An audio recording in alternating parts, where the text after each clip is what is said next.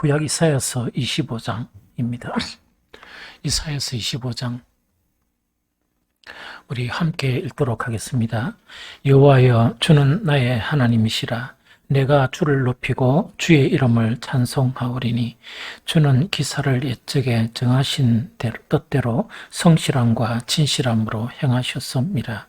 주께서 성읍을 돌무더기로 만드시며 견고한 성읍을 향폐하게 하시며 외인의 궁성을 성읍이 되지 못하게 하사 영원히 건설되지 못하게 하셨으므로 강한 민족이 주를 영화롭게 하며 포악한 나라의 성읍이 주를 경외하리이다. 주는 포악한 자의 기세가 성벽을 치는 폭풍과 같을 때 빈국한 자의 요새이시며 환난당한 가난한 자의 요새이시며 폭풍 중에 피난처시며 폭양을 피하는 그늘이 되셨사오니 마른 땅에 폭양을 제함같이 주께서 이방인의 소란을 그치게 하시며 폭양을 구름으로 가림같이 포악한 자의 노래를 낮추시리이다.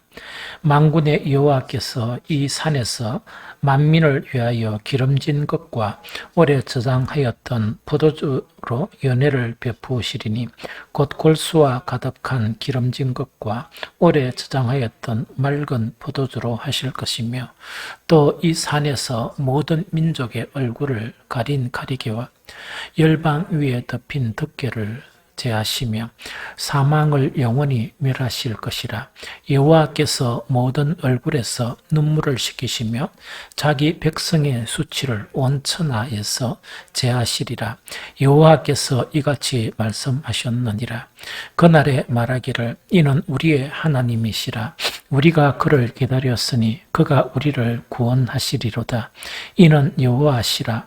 우리가 그를 기다렸으니 우리는 그의 구원을 기뻐하며 즐거워하리라 할 것이며 여호와의 손이 이 산에서 나타나시리니 모압이 그름물 속에서 촉의 밟힘 같이 자기 처소에서 밟힐 것인즉 그가 헤엄치는 자가 헤엄치려고 손을 편 같이 그 속에서 그의 손을 펼 것이나 여호와께서 그의 교만으로 인하여 그의 손이 능숙함에도 불구하고 그를 누르실 것이라.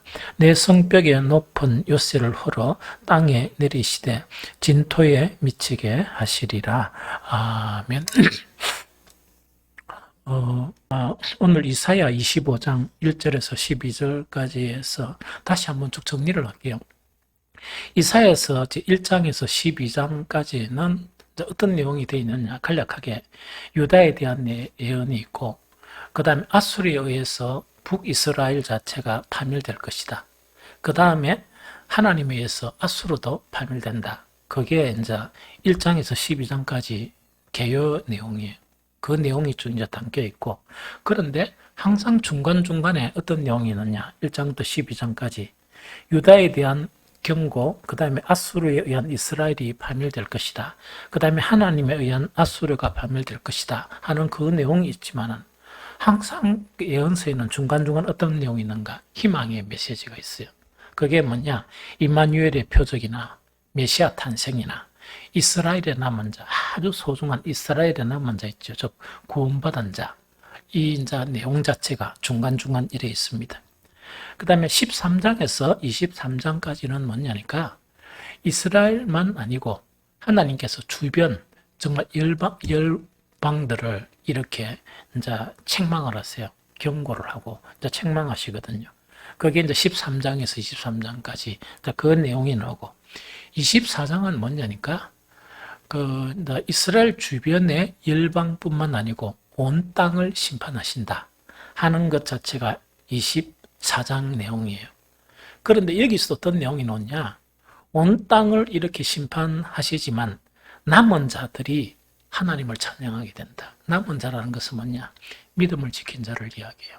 그래서 찬양하게 된다 하는 것 자체가 이제 24장까지에 대한 부분입니다. 25장은 24장하고 연결선상에 있다고 해도 좋아요. 그런데 내용 자체는 뭐냐? 굳이 이렇게 제목을 붙이자 그러면 새 왕국을 위한 이스라엘의 찬양. 즉, 새 왕국이라는 것은, 여기 새 왕국이라는 것은 가장 마지막에 보는 뭡니까? 새하늘과 새 땅. 그 다음에 또 이거는 이렇게 봐도 돼요. 중간중간 이스라엘이 힘들다가 다시금 돌아오고 막 그런 과정을 거치죠. 이런 과정도 있지만 궁극적으로는 뭐냐? 새하늘과 새 땅이에요. 그 새하늘과 새 땅의 그 새 왕국을 위한 이스라엘 찬양 이렇게 제목을 붙여도 되고 여호와의 능하신 행사에 대한 찬양, 하나님의 놀라운 능력 그거 자체를 찬양하는 이런 제목을 붙일 수도 있습니다.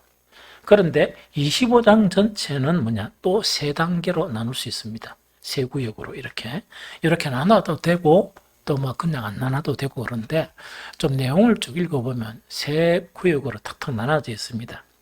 제일 첫 번째는 무엇에 대한 부분인가니까 하나님께서 심판을 하시죠.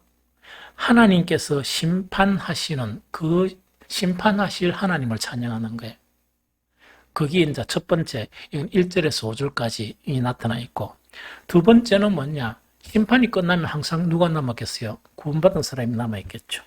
그러면 하나님의 베푸심, 풍성한 구원받은 사람들을 위한 잔치 있죠. 그 잔치가 이렇게 6절, 8절에 이렇게 기록되어 있습니다. 세 번째는 이 열방에 대해서 이렇게 하나님께서 책망을 하시고 또 심판하시죠. 그런데 온 땅에 대해서 한 민족을 탁 이렇게 예를 듭니다. 한 민족을 탁 이렇게 예를 드는데 그 민족이 뭡니까? 모압이에요. 모압 족속을 이야기하는데 구원의 역사를 방해하는 상징, 그 상징적인 성읍이 모압이라고 모압을 탁 들어가지고 이 모압을 벌하시는, 즉 이거는 이제 뭐냐니까 하나님의 구원 사역을 계속 방해하고 하는 사람이 있죠. 결국은 심판을 받는다 하는 그것 자체가 이제 마지막 절까지 9절에서 12절까지 이렇게 기록되어 있는 부분이에요. 그래서 이렇게 딱 나눠서 이렇게 읽어보면 그 예언서라도 딱 눈에 이렇게 들어올 거다 생각이 듭니다. 그럼 간략하게 이제 제일 첫 번째로 뭐냐? 심판하실 그 하나님에 대한 찬양 1절에서 5절이에요. 여러분들 책을 보면 어떤 책 보면 이미 구분을 해놓은 책도 있죠. 1절에서 5절에 보면 심판하실 하나님을 찬양하는 거예요. 그럼 이거는 뭐냐? 여호와 하나님의 종말론적인 심판이 있죠. 그 심판을 찬양을 하는 거예요. 막 찬양하는, 그리고 그 찬양은 구원받은 성도들이 이 찬양하는 그런 내용입니다. 그래서 이제 그거는 이제 세 개만 보면 1절에서 보니까 1절에서 딱 보니까 여호와여 주는 나의 하나님이시라 내가 주를 높이고 주의 이름을 찬송하오리니 찬송하죠. 그러면서 그 내용이 뭐냐?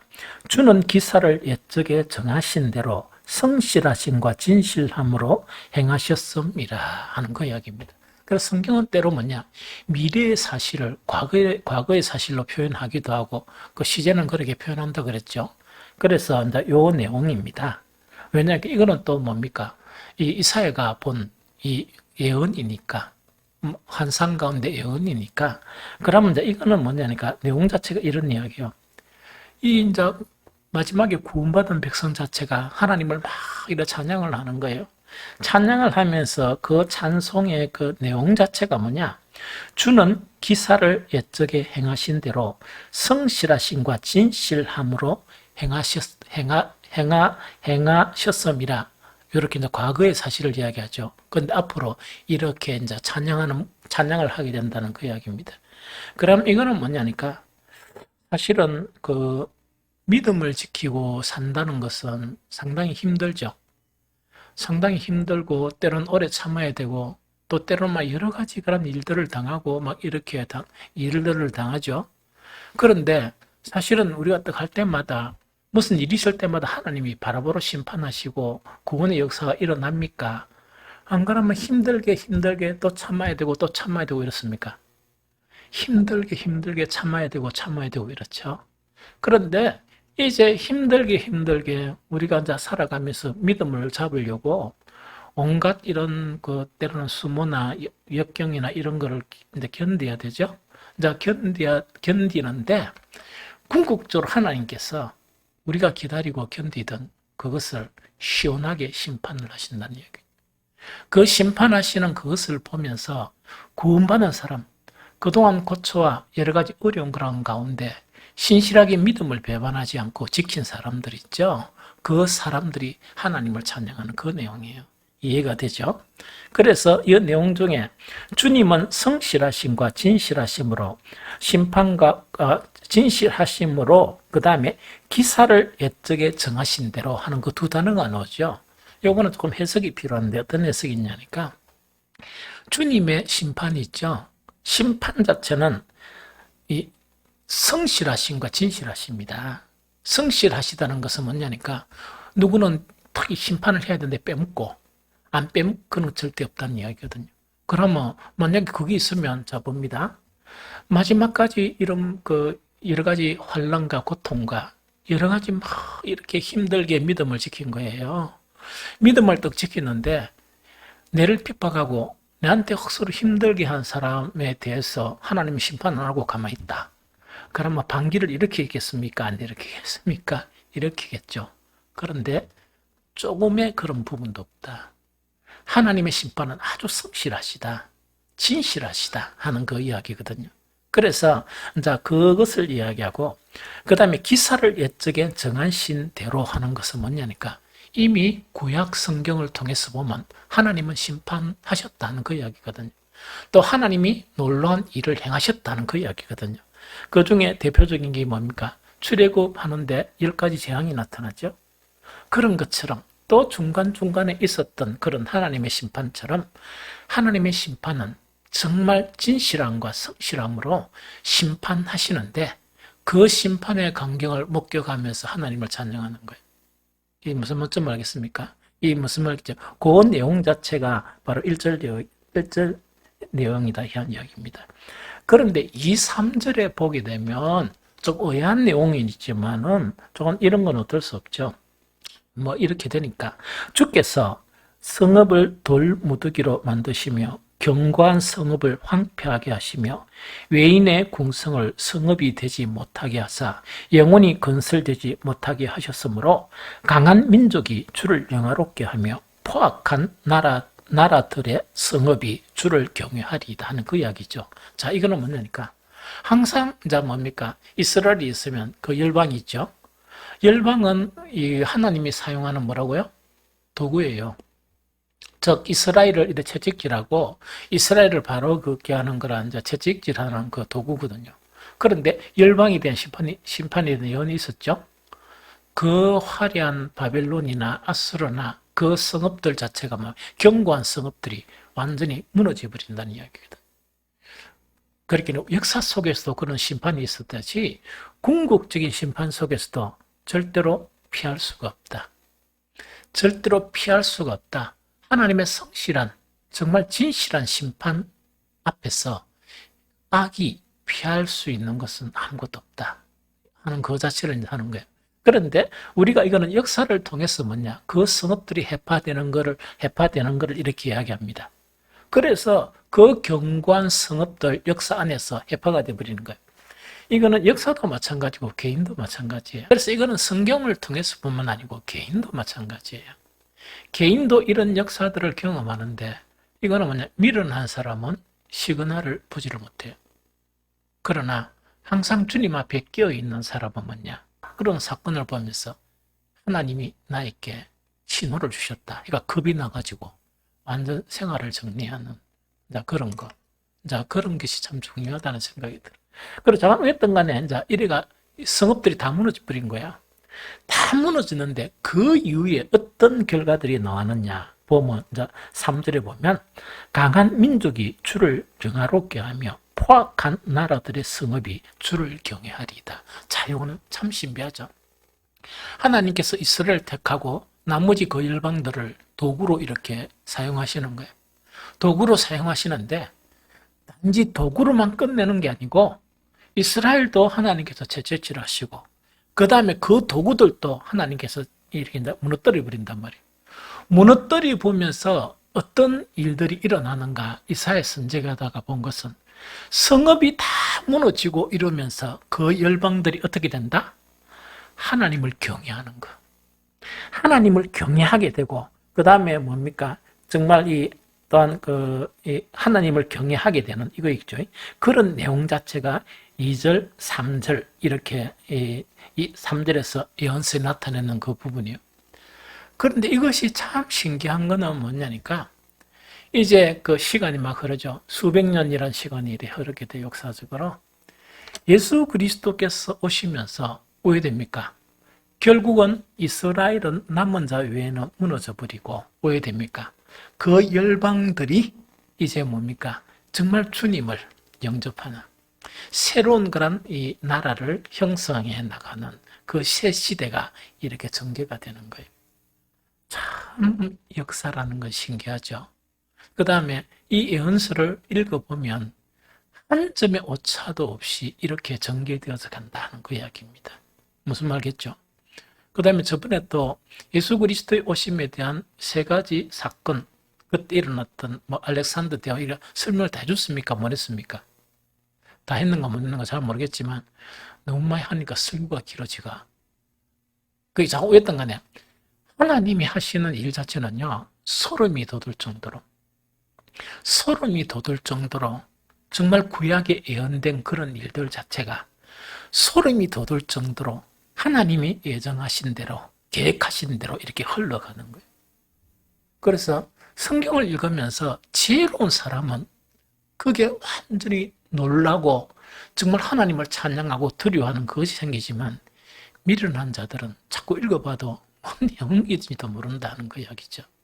그래서 그것 자체가 기록된 것이 바로 이런 부분이다 하는 그 이야기가 이제 25장에 나온 그런 부분이에요.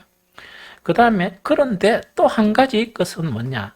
4절에 딱 보면 위에 되어 있는 거니까 4절부터 보면 주는 포악자의 기세와 성벽을 치는 폭풍과 같을 때에 빈궁한 자의 요새시며 환난 당한 가난한 자의 요새시며 폭풍 중에 피난처시며 폭양을 피하는 그늘이 되셨사오니 마른 땅에 폭양이라는 게 뭔가니까 뭐? 네? 그건 맞습니다. 폭약이라는 것은 그 태양 그냥 더운 게 아니고 완생 땡볕 그걸 이야기합니다. 주는 포악자의 기세와 성벽을 치는 폭풍과 같은 때 빈궁한 자의 요새시며 환난 당한 가난한 자의 요새시며 폭풍 중에 피난처시며 폭양을 피하는 그늘이 되셨사오니 마른 땅에 폭양을 제함같이 주께서 이방인의 소란을 그치게 하시며 폭양을 구름으로 가림같이 포악한 자의 노래를 낮추시리이다. 이 내용은 어떤 내용입니다. 자, 하나님께서 뭡니까? 심판을 하시죠. 철저한 심판을 하시는데 그럼 한 예를 들면 강한 민족들이 다 쓰러지죠. 이 민족들이 왜 했습니까? 이스라엘을 손보기 위해서 하나님은 그 나라를 전부 다 이제 이렇게 가지고 그 이스라엘을 치시죠. 이스라엘 치시고 또 이 뭡니까? 성읍들도 망한다 그랬죠. 그런데 여기에 어떤 사람이 있느냐? 여기서 나타나는 사람이 빈궁한 자나 혹은 뭡니까? 가난한 자나 혹은 뭡니까? 가난한 자, 이런 내용들이 있죠. 이런 사람들이 이제 등장하게 되는 거라. 그럼 이 사람들은 어떤 사람이냐? 빈궁하고 핍박받고 가난한 자들은 누구를 지칭하는 거니까? 자, 봅니다. 하나님이 열방을 일으켜서 이스라엘을 치겠죠? 그러면 하나님께서 이렇게 치시고자 하는 사람은 다 죽어요, 거의. 죽고 쫓겨나가고 막 포로로 끌려가다 막 이런 사달을 당하게 됩니다. 그런 상황 가운데서도 어떤 사람, 빈궁하고 핍박받고 가난한 자들, 이거는 어떤 사람에 대한 상징인가니까 오랫동안 그런 흉악한 상황, 세대가 악이 되고 있죠. 많은 사람들이 배도하고 하나님이 칼을 들어서 이제 치려는 그 순간까지도 깨닫지 못하는 그 사람 속에 참 하나님에 대한 믿음을 지키려 그러면 힘든 사람이겠습니까? 힘 안 들겠습니까? 엄청 힘들겠죠. 그 사람들에 대한 표현 자체가 어떻게 표현하는가? 빈궁한 표현. 빈궁하고 악한 세대에서 돈을 좀 만지려 그러면 참 믿음을 가진 사람이 돈을 그래 만질 수 있겠습니까? 힘듭니다. 그래서 빈궁하고 핍박받고 가난한 자 있죠. 이 가난한 자들의 상징이 뭐냐? 오랫동안 자기 믿음을 지키기 위해서 고통받는 하나님의 백성. 달리 이야기하면 누구라고? 이스라엘의 남은 자. 이스라엘의 남은 자 자체가, 남은 자의 그런 막 심판 속에서도 하나님은 그런 자들의 요새가 되시고, 하나님은 그런 자들의 피난처가 되시고, 하나님은 그런 자들의 그늘이 되신다는 걸 이야기합니다. 이해가 되죠? 앞으로 우리 교회는, 기독교는 어떻게 될는지 모릅니다. 그래서 이게 지금 뭐 코로나가 개인적인 생각은 그래요. 주님이 오시는 거 연결됐으면 너무 기쁘겠다. 참 기쁘겠다 하는 그런 생각이 듭니다. 그렇다고 해서 언제 오신다고 하고 우리가 뭐 다 그게 아니고, 가장 좋은 신앙은 내일 주님이 오셔도 오늘 한 그루에 사과나무를 심는 게 좋은 신앙이에요. 생활하던 거 계속하고 개인적으로 그렇다는 이야기. 그런데 이게 어떻게 될지, 또 변이가 어떻게 될지, 또 이 정권 자체가 어떻게 변하고 나라가 어떻게 변할지 아무도 모르는 그런 상황입니다. 그래서 어떤 사람들은 뭐냐, 뭐 한 번씩 툭 들어보면 뭐지 교회 이제 억수로 어려움에 처하게 될지도 모른다. 뭔가 그런 일이 다 있거든요. 다 있는데 이런 혼란된 상황 속에서 우리는 어떻게 되느냐? 믿음을 지키는 자가 되어야 돼요. 믿음을 지키는 자가 되어야 됩니다.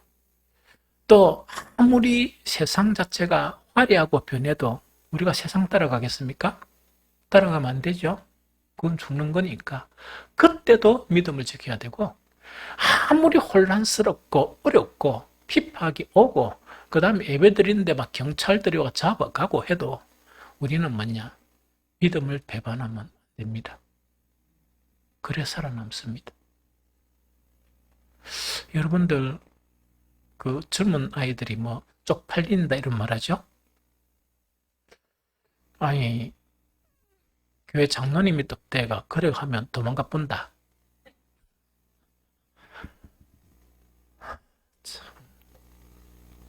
그러면 참 그렇죠. 그래서 한국사 그 기독교사회가 내가 자료는 이만큼 사놨어. 책을 이만큼 두꺼운 거 비싼 돈 주고 있다면 사가지고 설교만 말락해도 설교할 게 너무 많아가지고 그 시간이 없네. 이제 우리 한국 기독교사에 보면 목사님은 안 계시고 뭐 저건 일제시대인지 안 그러면 북한이 쳐들어왔을 때인지 이래가지고 성도들이 있고 이 이제 장로님이 탁 남아 있었던 거예요. 이 장로님이 성도들 보는 앞에 순교를 당하는 거예요. 그래서 예수를 부인하면 살려주게 했는데 나는 예수 그리스도를 부인할 수 없다 하면서 순교를 당하게 되는 거예요. 뭐 그런 기록이나 참 많거든요. 그래서 여러분들 한 번씩 이래 하는 거는 좋아요. 어떤 상황이 오더라도 나는 예수님을 배반해서는 안 되고 할 수 없다. 죽을지언정 예수님을 배반할 수 없다 하는 것을 계속 되뇌고 이렇게 해야 됩니다. 이게 무슨 말겠죠? 그래야 말세에 살아남는, 그게 이스라엘의 남은 자의 신앙이고, 구약에 계속 이야기하고 신약에 계속 이야기하는 것은 뭐냐? 그런 믿음이 되어야 살아남을 수 있다 하는 그걸 이야기합니다. 이해되죠? 그런데 그런 험악한 상황 속에서도 궁극적으로 뭡니까? 하나님은 정말 온 데가 다 부서지고 하는 그런 상황 속에서도 하나님은 그들의 요새가 되시고 피난처가 되시고 그늘이 되시는 거예요. 그래서 한국 교회사에 딱 보면 딱 가가지고 이제 총살 당하려고 딱 끌려갔는데 이상한 일이 일어나가 살아남고 이런 거 있죠. 그게 하나님은 요새 되시고 피난처 되시고 그늘이 되신다. 그런데 순교당한 분들이 있죠. 그러면 뭐 찬우가 생각할 때 순교당한 불쌍한 사람들, 그때 총살 당하기 전에 딱 살아남은 사람들은 아이고 이렇게 하지만은 순교는 아무나 당하는 게 아니고 정말 이 요한계시록 봤죠? 순교 당한 자들의 위치가 어떤지. 그러니까 순교 당할 수 있는 그 기회 자체는 보편적인 사람들 앞에 그런 기회가 안 주어집니다. 그래서 내가 보니까 뭐 잘못 봤는지 모르겠지만, 나도 잘 모르지만 여러분들은 안심해도 될 것 같다. 아니, 잘못 봤는지는 모르겠지만 그렇게 그런 자리까지 감당할 시험을만 주시지. 그래서 안심하세요. 감옥 끌려가고 뭐 그럴 일은 별로 없을 것 같다 생각이 들어. 그래서 뭐 마음 편하게 가면시죠. 그러다가 이제 그렇게 되는데, 특별한 하나님이 사랑하시는 경우에 선교의 길을 걷게 하실 수도 있습니다. 무슨 말겠죠? 그럼 요거라. 그래서 심판하실 하나님에 대한 찬양은 내용 자체가 아주 대단한 내용입니다. 그래서 정말 이 말씀이 너무너무 좋아. 이 묵상을 하고 하면서 오늘날 시대를 살아가면서 우리에게 용기와 희망을 줍니다. 힘을 주고. 그래서 그거고. 그 다음에 이제 이래가 이긴 사람들 있죠. 믿음을 지키고 배반하지 않는 사람 있죠. 세상화되지 않고 그리스도를 버리지 않은 사람. 그리스도를 배반하지 않는 그 사람들에게 하나님께서 풍성한 잔치를 베푸시는데, 8절에서는 뭐 그냥 읽어보세요. 이 완전히 진수성찬을 차려주세요. 차려주시고. 그런데 7절, 8절에서 영적인 놀라운 은혜를 주시는 거예요. 은총을 베푸시는데 그게 뭐냐니까 7절, 8절 다시 읽고요. 또 이 산에서 모든 민족의 얼굴을 가린 가리개와 열방 위에 덮인 덮개를 제하시며 사망을 영원히 멸하실 것이라. 주 여호와께서 모든 얼굴에서 눈물을 씻기시며 자기 백성의 수치를 온 천하에서 제하시리라. 여호와께서 이같이 말씀하셨느니라. 이렇게 되어 있죠. 그럼 여기서 제일 첫 번째 뭐냐? 얼굴에 덮인 뭐라고요? 덮개하고 가리개 있죠. 그걸 이렇게 이제 제거해 주신다. 요 이야기라. 그럼 이거는 뭐냐니까 잘 들어보세요. 우리가 그 얼굴에 덮개 가린 거 있죠. 이게 탁 없고, 바울이 사울이 있을 때 다메섹 상에서 빛으로 임하신 부활하신 주님을 만나면서 그 영광을 딱 보니까 180도로 바뀌어버리죠. 우리도 우리 마음속에 있는 더러운 것이나 욕심, 그 다음에 뭐 자기 뭐 여러 가지 것들이 없어지면서 이번 출석이 그거 했으면 좋겠네. 마음이 청결한 자는 복이 있나니 하나님을 볼 것이며. 이 의미는 어떤 의미인가 하니까, 그 예수 믿는 사람들이 예수님의 영광이나 하나님 영광 못 본 사람들이 90% 이상이에요. 99% 될까? 잘 모르겠네. 왜 내가 이렇게 확실히 하겠냐? 그 영광을 본 사람이면 바뀝니다. 사람이 바뀌어요. 사울이 바울로 바뀌듯이 안 바뀔 수가 없거든. 그래서 사실은 신실한 그리스도인이 고통하는 것은 뭐냐니까, 이 속에 들어온 것을 제하려고 해도 잘 안 제어지고, 눈에 가려진 이게 그 내면의 영적인 이 눈에 이 가려진 덮개, 아무리 내가 제거하려고 해도 안 제거해지는 거예요. 계속 성경을 읽어도 아무것도 안 보이고 이런 거 있죠. 잡념만 생기고 이렇단 말이에요. 그런데 뭐냐, 하나님께서 믿음을 지키고 한 그런 사람들에게 그 덮였던 덮개 가리개를 쫙 제거해 주시니까 하나님의 영광을. 무슨 말이겠죠? 이 가리개를 제거해 준다는 것은 두 번째 의미가 뭐냐? 사람과 사람 사이에서도 가려있던 거 있죠. 이게 제거되는 거예요. 다윗은 이것을 좀 경험을 한 것 같아. 이게 뭐냐니까 하나님의 영광을 본 것 같아. 이거는 뭐냐니까 내가 하나님에 대해서 말하려 하면 하나님은 나의 행복이고, 이 세상에 딴 거 옛날에 행복이 참 많은데 하나님이 나의 행복이다 하는 걸 발견한 거예요. 성도에 대해서 말하라면 가장 존귀한 자이다 하는 그 고백을 할 수밖에 없다는 그 이야기입니다. 우리가 원래 100% 존경하는 사람은 아닙니다. 존경함으로 이끌려서 가는 사람이야. 그런데 왜 다윗처럼 그렇게 잘 안 보이느냐 하니까, 물론 안 그런 사람도 있겠지만, 이거는 우리 속에서 가려진 것을 이야기합니다. 육신의 관점에서 영의 사람을 보면 영의 사람으로 인정되겠습니까? 안 되겠습니까? 죽어도 깨도 인정 안 됩니다. 그래서 여러분들은 그걸 위로로 삼아야 돼. 우리의 주님이신 예수 그리스도께서 하나님의 아들로 그 영광 중에 이 땅에 임하셨는데, 서기관과 바리새인들은 어떻게 평가했느냐? 그 속에 어두운 것이 있다 보니까 바알세불, 즉 마귀다, 이렇게 정죄를 해버린 거예요. 그래서 이제 그래서 우리가 영적인 것을 보려 그러면, 하나님을 보려 그러면 가려졌던 두께가 탁 비키지야 볼 수 있지, 그 자기가 이 율법 안에 있었던 서기관과 바리새인들이 아무리 예수님을 보려 해도 보입니까? 아무리 기도 많이 하고 뭐 금식하고 뭐 해봐야 그거 보입니까? 그런데 하나님은 그걸 벗겨주신다는 이야기입니다. 이해가 됩니까? 너무 놀랍죠? 너무 놀랍죠? 또 그것뿐만 아니고 그것뿐만 아니고 사망을 멸하신다. 이거는 뭡니까?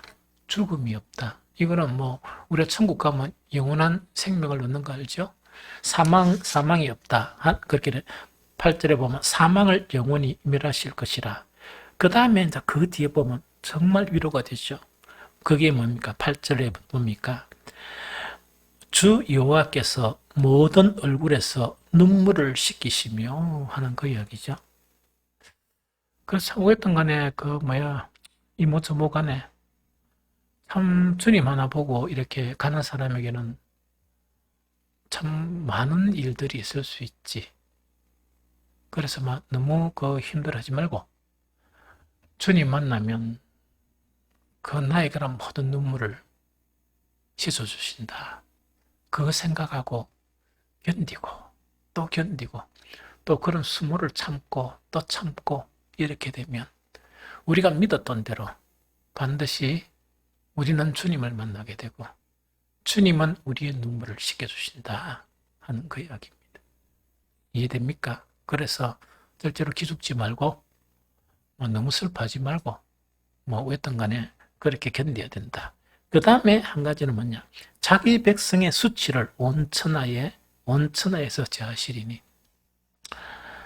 우리는 성화의 가정 속에 있는 사람이기 때문에 우리가 제외됐으나 또 우리 판단 자체가 완전할 수는 없습니다. 완전할 수 없죠? 이러다 보니까 그 수치라는 건 뭐냐? 인간적인 관점에서 보는 것은 뭡니까? 세상의 영광을 가지고 봐요. 그러면 우리는 뭡니까?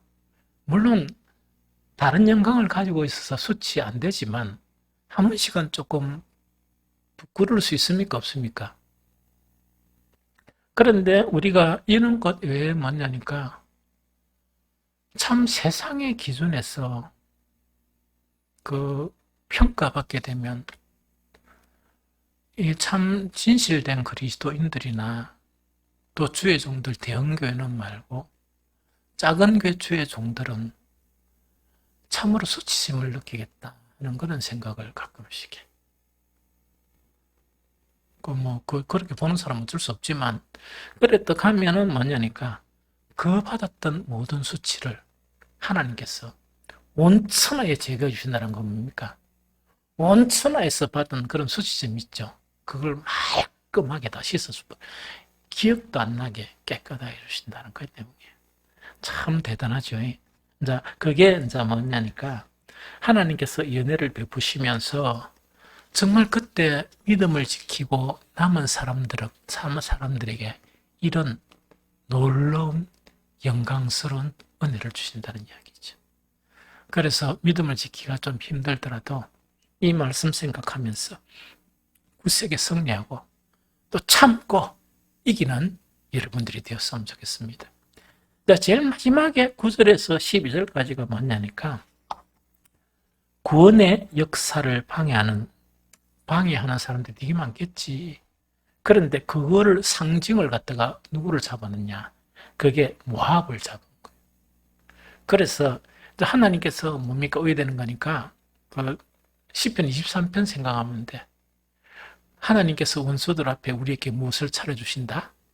상을 차려주시는 거예요.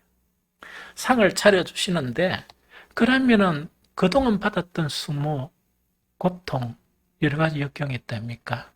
그 모든 것들을 일으킨 그것을 갖다가 대표적으로 누구로 보느냐? 모압으로 보는 거예요. 그래서 모압을 벌하신다 하는 그 내용입니다. 그래서 이 모압을 벌하시는데 그 어떤 구절에는 뭡니까? 막 우리가 이제 구원받은 사람들이 기뻐하죠. 기뻐하는 상황 가운데 누구에게 벌을 내린다? 모압에게.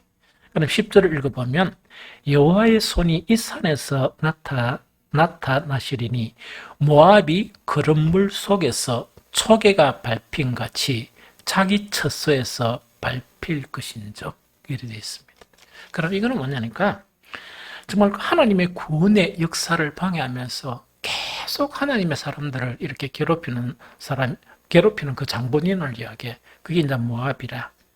이 모압 자체는 뭐냐니까 방금 읽은 대로 여호와의 손이 이 산에서 나타내시리니 모압이 그른 물 속에서 초계가 밟힌 같이 어디에서?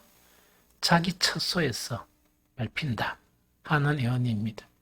이거는 뭐냐니까 무엇을 이야기하는 거니까 이거는 그런 물 속에 초계같이 밟힌다는 것은 뭘 이야기하는가? 가장 비참한 종말을 맞이한다. 그 내용입니다. 가장 비참한 종말을 맞이하게 된다. 그 이야기거든요.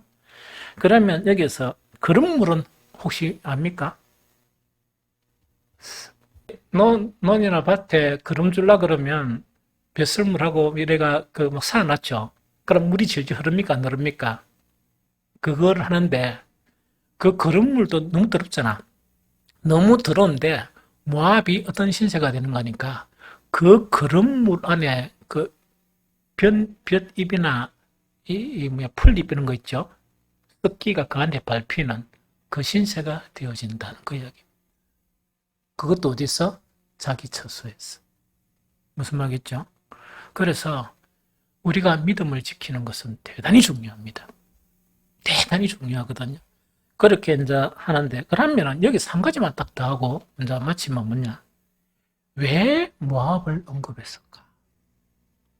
왜 대표자가 모압이 됐을까? 하는 요 이야기죠.